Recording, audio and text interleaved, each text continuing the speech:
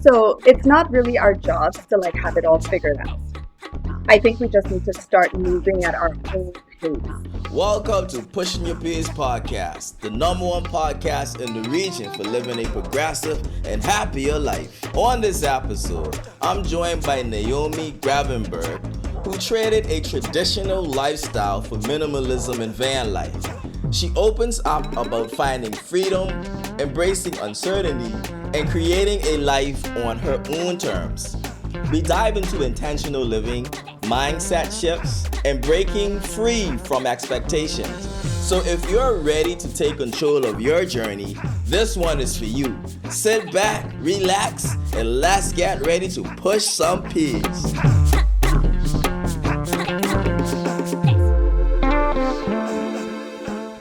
Naomi, I just want to thank you for being a guest on Pushing Your Peace podcast. I'm really excited to have you on as a minimalist enthusiast. This is going to be an episode I am going to thoroughly enjoy, and I hope that my audience take in the gems that you're about to drop. Now, the van life. Right. You you were working like the rest of us, a Mhm. 9 to 5. Yeah. Then one day you woke up and you was like, you know what? This ain't it. I'm gonna hit the road. It's like that Forrest Gump. You know when Forrest woke up and he's like, you know what? I'm gonna go running today. And he just kept Kept going and going. going and Yeah. going. Right. So tell me about that transition, How did you make that transition from your 9 to 5 to just quitting your job and hitting the road, similar to what Forrest Gump did? I mean, I really had to sit with it, because it was like I wasn't doing well. I was really depressed. I was sick, and I honestly was at the end of my ropes. And if I didn't make the change, I don't think I would be here having this conversation with you right now. And it wasn't a matter of, asking myself, what if I fail at this? It was like, I had to shift that perspective a lot. Because again, I could have talked myself out of it, and I would have, and everyone else around me was trying to talk me out of it. The people who were supposed to be my friends, they were telling me that I was making a big mistake. I was ruining my life, ruining my career. Why don't I wait till retirement? And all of, I had to kind of zone out, kind of put like these earmuffs on and kind of just focus in on my deepest desires. Like, what does this mean for my life?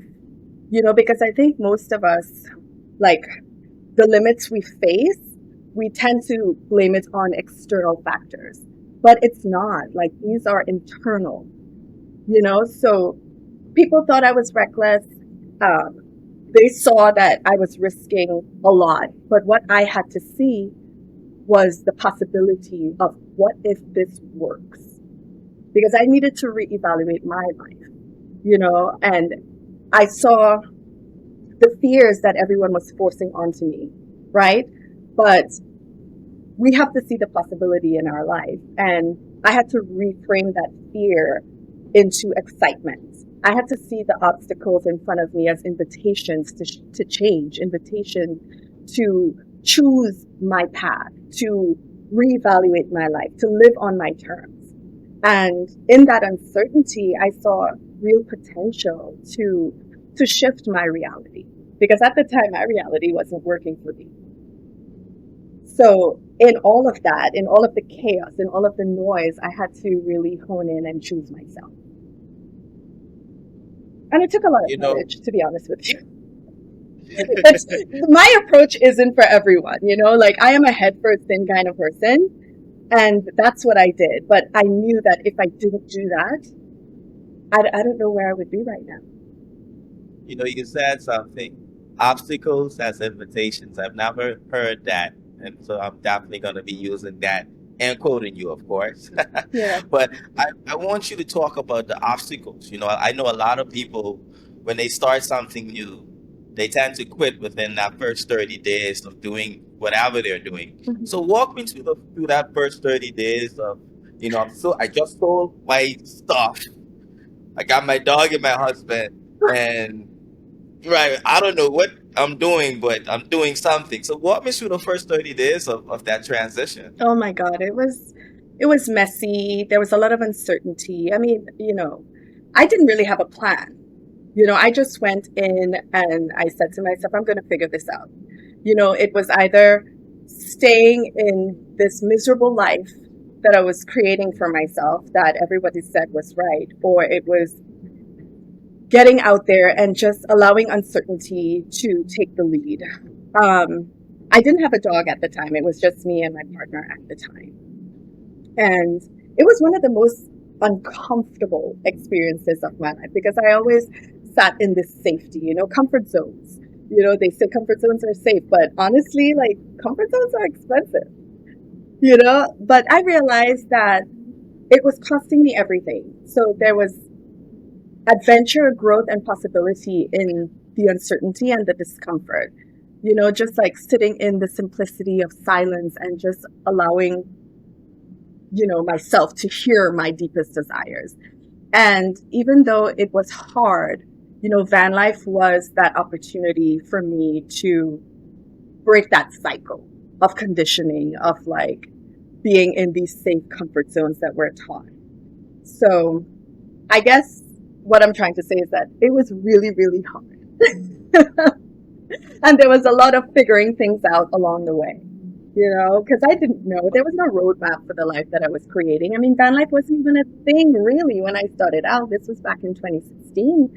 And I don't even think hashtag van life was a thing back then. Now it's a full blown lifestyle with so many resources for anyone who wants to live that lifestyle or any lifestyle similar to it, like you were talking about earlier, minimalism and sustainability and simplicity. I mean, it's all under this umbrella of intentional living where you are creating your own path to a free life.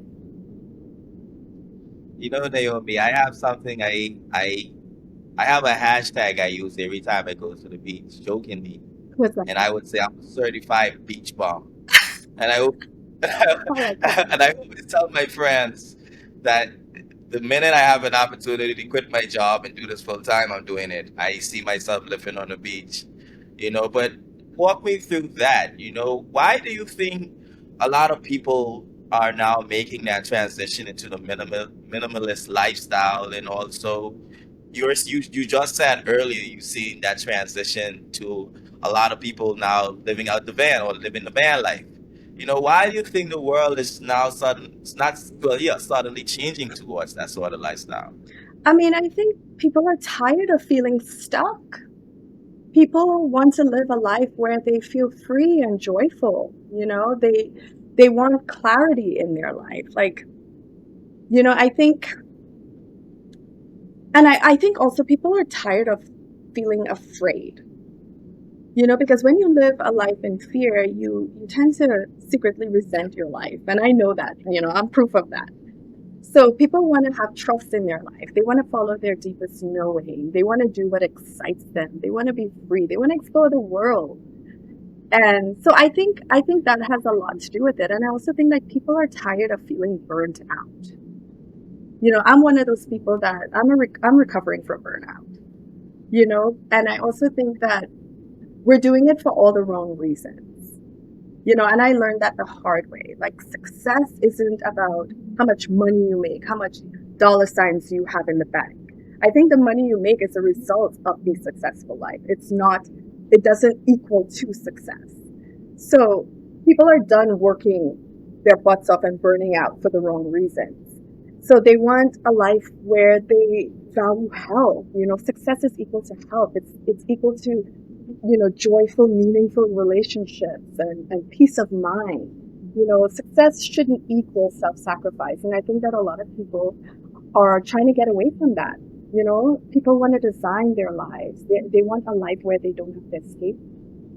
So I think that's why a lot of people are choosing unconventional ways of living because it doesn't take much. You live so much closer to what we are meant to be living as humans, connected, spiritual, peaceful, joyful, and I think that's a big part of it. Thank you for sharing that. Yeah. Now, you would have mentioned earlier the difficulties you first encountered. Can you walk us through one of those challenges and also how you were able to overcome that specific challenge? Hmm. In reference to my life on the road? The van life, that transition and being on the road. Oh my Yeah, gosh. Which one? that's the thing. I don't know. Whichever one comes to mind first.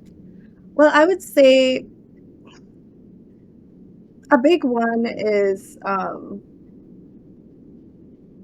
would say like maybe courage, courage and having purpose, because when I first got on the road, it was really difficult for me to kind of align with what I really wanted. And I felt like I was struggling to figure out like what my passions are, what my purpose is. And it took a long time. It took a lot of sitting with that. I mean, a lot of the struggles weren't really external. Sure, there were breakdowns. There was all the van life logistics of finding camping and all of that kind of stuff. But I think those are the things that help build resilience. But I think like the deeper meaning is like in finding my purpose, which is something that we create. Like a lot of people think that your purpose is something that you have to go find. But I learned that it's not. It's something that you create by following your curiosity, by pursuing the things that excite you in life, and by showing up even when you don't have the answers. And a huge part of my van life, I did not have answers to anything. Again, I was like making it up as I went. So it was like a process that just kept revealing itself to me. Like the more I kept going, the more clarity I got because I was taking action every day. I wasn't taking no for an answer. It's like, this is my life. I get to create it. I get to experiment with it. I get to make mistakes. I get to fail. And I think, it's like overcoming that fear, having the courage to like step into your life and just saying, hey, I'm here. I'm ready. Let's do this. And that's what I did. I stopped waiting for the right time. I stopped waiting for that moment where I felt ready and I just went for it. And along the way, my purpose met me. And I was able to build my life in those moments that I chose to show up, even when it was hard. And it was hard. I think one of the hardest things I ever did was reinventing myself. And that's what that whole journey was. Like when I started out, um, it was to reevaluate my life and to dig up a dream of travel, but it turned into something so much more. And that's like the lesson in it for me. It's like if I had waited, like everyone else was telling me, for this grand revelation of my life, I wouldn't be here. So I believe in following what excites you in life, like serving others and just allowing that bigger picture to reveal itself along the way. Thank you for sharing that. That's powerful. Now, now, I love your definition of purpose, by the way. That's something I talk about in my book also. Yeah. And I describe it more so as something that evolves with you. Yeah, exactly. Yeah, it evolves. Like at one point you probably say, my purpose was to get a degree, do this 9 to 5 thing, and then we evolve. We're ever evolving, and Yeah. yeah, that's the approach. Now, we talked about a challenge. Let's talk about one of your biggest lessons, like or some of your biggest lessons. How about that? Because I want you to drop some gems for my guests. Oh Being God. on the road Biggest for a decade, lessons. Huh. yeah, being on the road for almost a decade. What were some of the biggest lessons you've learned living this lifestyle that you're living right now? Oh gosh. I think one of the biggest lessons is to not like force discipline, because I think that has something to do with like, the hustle culture that we're in. Like we like to force things. And I think a big part of living an intentional life is, having a clear vision for what you want, being excited about it, and, just stepping into that, like what I said earlier. Because, like, I think we have to ask ourselves sometimes, like, the question is, like, what do I really want? Like, that's how we get to really understand, like, our deepest desires and creating space for that instead of, like, forcing action. Yeah, so I think, yeah, and it takes a lot of courage, really. I think, like, people wait for the confidence to, like, really move into their life, into, like, what they really want. But I think also, like, creating space for that builds the confidence that you need to, like, to really take action, right? So it's not really our jobs to, like, have it all figured out. I think we just need to start moving at our own pace. Like, the moment that we stop waiting on permission and we start, like, allowing ourselves to make, like, little shifts every day and not forcing ourselves, life expands, like, we're able to take the risk, for ourselves, for our dreams. So I think, like, that's one of the biggest lessons, if that makes sense. Perfect For sense. me. Yeah. Don't force, let it flow. Yeah, That's how. exactly. Yeah. Yeah. You know. Thank you for sharing that, Naomi. I must say that as someone who's been reading about minimalism, when I came across your page, I had to reach out, and I'm so I'm excited glad that you you did. accepted this invitation. Because a lot of us, we are miserable at our jobs, and maybe we don't want to make that leap of faith of living off the grid like you did, but listening to you, maybe it's time to start that small little business and become an entrepreneur and not depend on your employer anymore. Mm-hmm. Like these little leaps of faith can bring you much more happiness, and that now ties into my next part of the question. Yeah. Now, how, given all that you've been through in your life and this journey, uh, how do you now define happiness? Oh, wow. That is such a great question. Um, I used to think that freedom was about more, right? More money, more travel, more success. But I've met so many people who has everything, but they're miserable. And I've met people with almost nothing that radiates this type of joy. And I think the difference between those two types of people, and also I've experienced this myself, like having it all and not having anything at all. The difference is presence. Happiness isn't in the future. Happiness is in the now.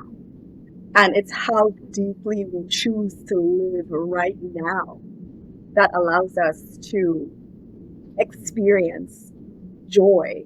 It's how we treat people. And happiness isn't this place that we finally arrive to once we have it all put together. Like, I've never had it all together, but I have been able to, like, treat, like, create moments of joy in my life and happiness as, like, a daily practice, because we have the power.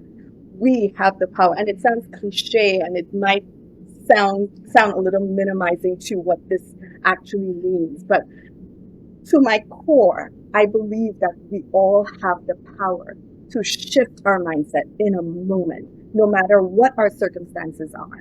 We have that power. We can go from being completely miserable in a moment and shift that to finding gratitude and finding, these little simple moments of joy that can just propel us in our journey, in our day, in our moment, in the next hour. Like, I found joy in some of the most simplest moments, just sitting in some remote area, just watching a sunrise or watching a sunset, having a deep conversation with a complete stranger or a damn good coffee. I think that it's about the ability to train our minds to recognize the good things in life, because where your energy goes, that's where your focus goes. So Yes. I think that we have to really train ourselves to stop waiting for this one day when we finally arrive to happiness or success or whatever that is. You know, we need to learn to be present and feel alive, like right now. And I think that happiness really is a habit that we create in our daily lives. It's a practice. Happiness is a practice. Yeah. Happiness is a practice. You know what's the name of my book? What?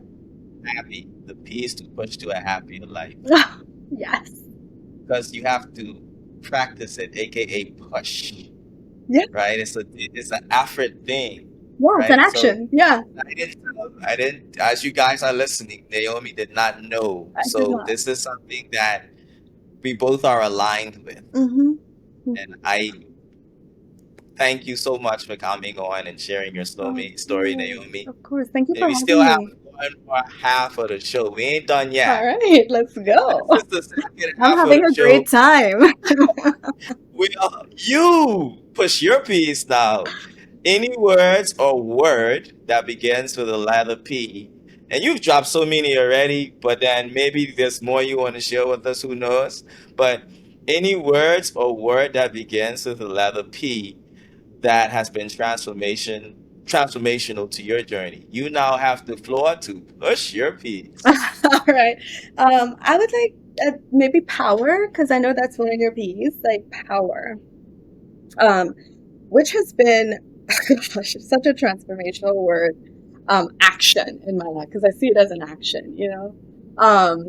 And I think for a long time I would always ask myself, like, why is this happening to me? You know, like my circumstances.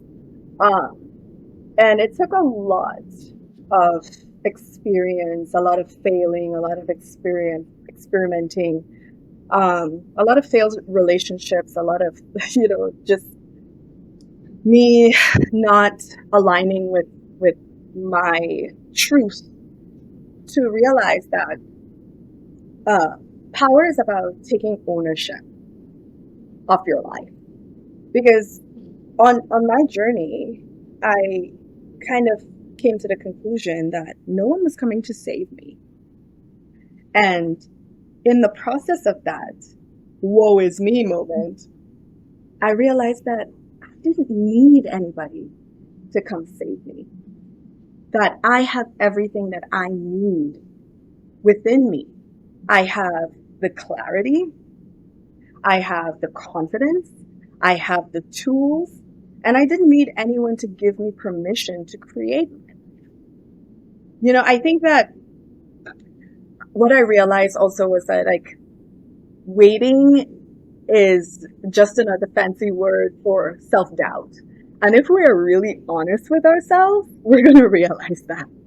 Because the true power that we have as individuals is taking radical responsibility for our lives. And that's the biggest lesson, I think, for me overall, is that I have the power to take responsibility for my life, no matter what circumstances is in front of me. And the moment I stopped looking outside of myself for the validation, and I started making decisions, um, and I started making those decisions from a place where, like, as if I already deserved the life that I wanted. And the shift was significant, because I really started believing that. And I guess, like, people call it manifestation, you know, when you really, like, feel deep down in your heart, your soul, and you're already envisioning yourself where you want to be, because you believe so deeply, like in your bones, that you deserve a certain life. And I think that a mindset shift needs to happen there. Like, we're conditioned to believe that power is some kind of, like, control that we have, but it's not. It's about ownership over yourself, over your destiny, over your dreams. So you don't really have to have it all figured out. You just have to decide that you're worth betting on yourself. and not give your power away to external expectations or even your own expectations, because sometimes we put that pressure on ourselves, having these expectations of ourselves. Um, yeah, and just like having the courage to step over the fear, to move through the fear, use the fear as a tool. Because yeah, at the end of the day, no one's coming to save you. Take full responsibility for yourself, and power is in your knowing that even if you don't have all the answers, like you have the ability to figure it out. No one is coming to save you. No, That is one of the quotes that's gonna resonate because we have that mindset, yeah. naturally. I mean, that's what And we're taught. We're conditioned. maybe that's the way we're raised. We're raised with the concept, subconscious concept that we have to be saved. Mm-hmm. And I love the fact that you talked about the fact that you have to harness that power within you. Yeah. Yeah. I mean, we all You have know, this deeper knowing, right? But I think that, through environmental factors like our upbringings, going to college, educations in school, like we are taught to drown it out, like we're not in tune with our deepest desires. We are out of touch with our intuition. So we lose trust in ourselves. So we're always looking outside for some savior. But if we, sit in the stillness, in the quiet, which is why I love living the way that I do. The more remote I am, the better. It's not for everyone, but I love solitude because I get to hear myself and I get to tap into that inner knowing. And we all have that. And I want that for everyone, for us to really like tune in and hear ourselves. What is our deepest desire? Ask the right questions, shift our mindset, and take our power back, in the state of the state. Yeah, I want that for us. Indeed, Naomi, thank you so much. I have two more questions before we wrap up the show. Yeah. So the first one is, there's this young Naomi now. She's clocking in, miserable, doesn't like this job, and she's flirting with the idea of making this transition that you've made. What advice would you give to her listening in right now? Oh my God. What advice would I give to her right now?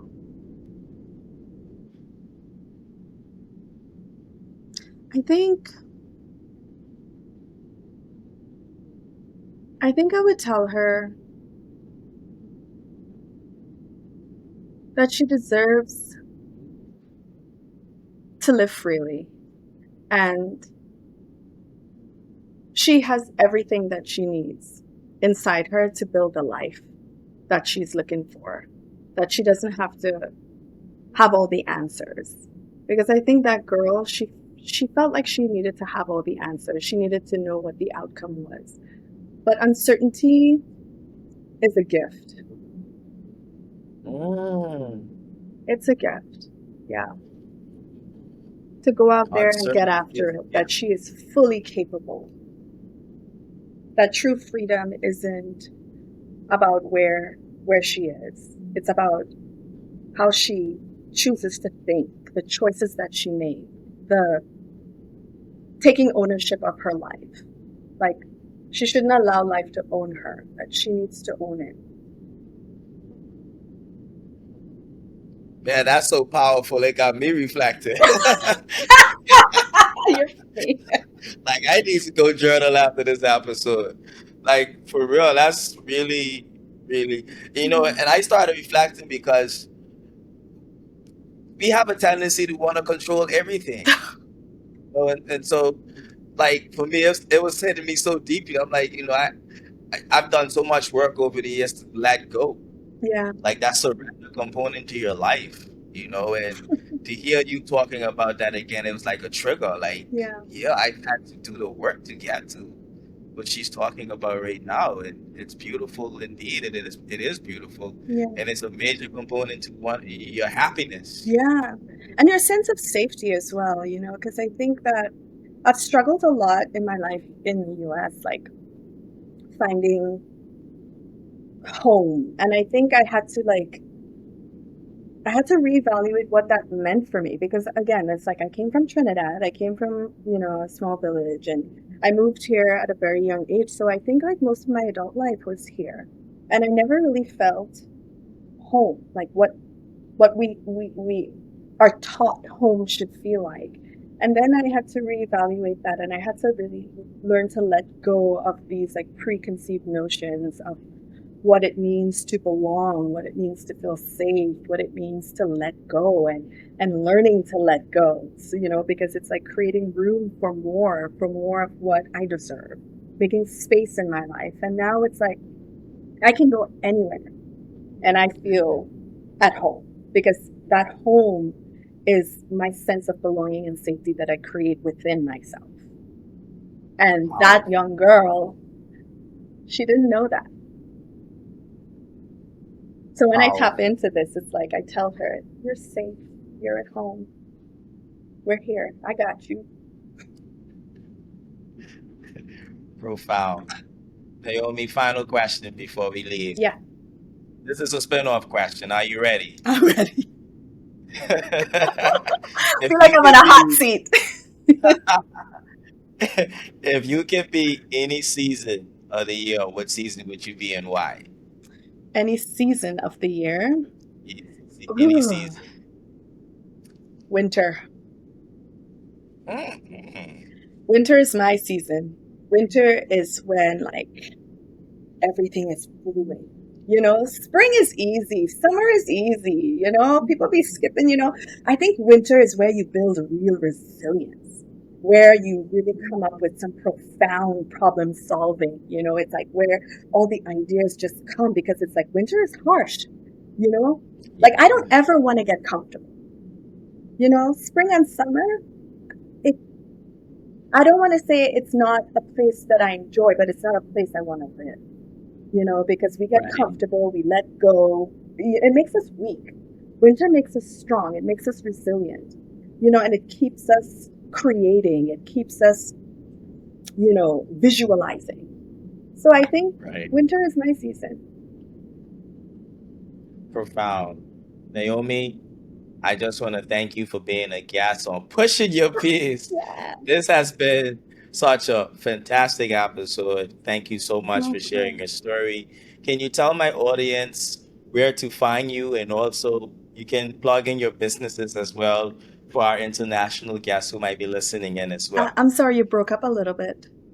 Oh, I was saying you can share with my audience how they can find you, and also share with the international guests whatever, plug in your businesses for the international guests as well, where they can support you, how they can support you, etc., etc. Yeah, I mean, I have one place where they can go and find all the information, and that's on my Instagram. So it's Naomi Grevemberg. So my name is spelled differently. It's Noami Grevemberg, Grevemberg.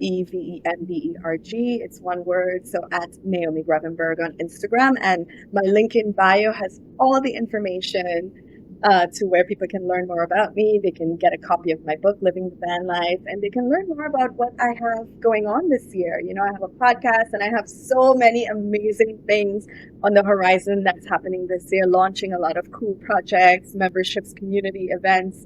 So I would love to connect with everyone, especially my Caribbean people and all our international guests. I love community. It's the heart of everything that I do. So, yeah. Awesome sauce. Do you want to mention the name of your podcast? Because we do have some Spotify. Yeah. The name of my podcast is Nomads at the Intersections. Nomads at the Intersections. Nomads at the Intersections. Yes, it's with where Naomi Grevemberg. Yeah, with Naomi Grevemberg. Yes, yeah. So they can tune in there, hear my podcast, hear all the bold ideas of people living unconventional lives and challenging the status quo. Awesome sauce. Naomi, thank you so much for coming on, ladies and gentlemen. Naomi Grevemberg, explorer, adventurer, minimalist, podcaster, speaker, you name it, wears many hats. Thank you for coming. Push Your Peace podcast, and we'll see you guys next week.